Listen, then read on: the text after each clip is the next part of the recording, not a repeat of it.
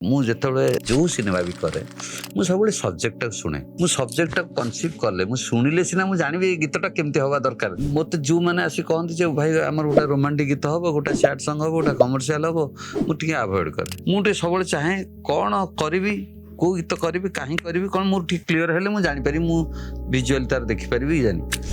ତେଣୁ ମୁଁ ସବୁ ସବଜେକ୍ଟ ଶୁଣେ। ସବଜେକ୍ଟ ଶୁଣି ସାରିଲା ପରେ ମୁଁ ମୋ ମିସେସ୍କୁ ଯାଇ ସେୟାର କରେ।